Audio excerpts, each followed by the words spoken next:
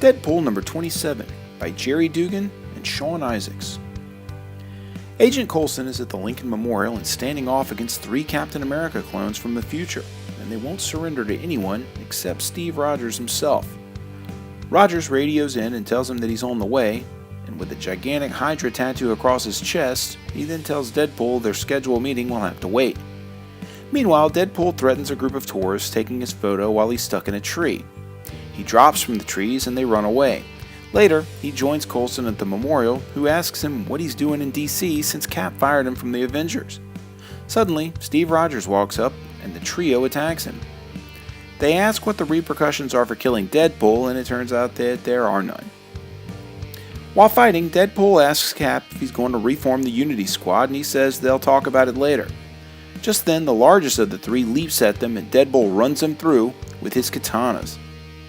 Rogers tells him to try and take the others alive. The remaining 2 left, one charges the other, and Cap tells Wade to get behind him.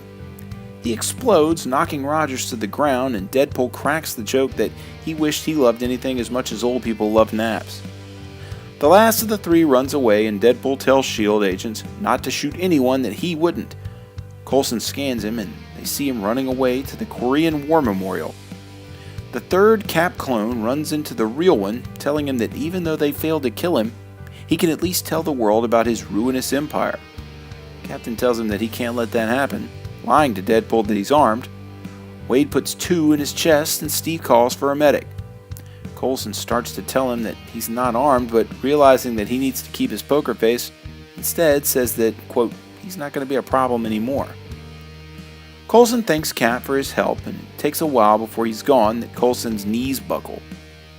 He goes for a drive thinking, did Captain America use Deadpool as a torpedo and then using a drop piece to justify the shooting? He enters a diner and, opening a secret passageway, walks into a safe house left over from the old Fury days and begins his investigation. The man who was once his greatest hero, the man who's now the head of S.H.I.E.L.D., has some problems. It's up to Coulson to find out, and with that, this issue is left to be continued.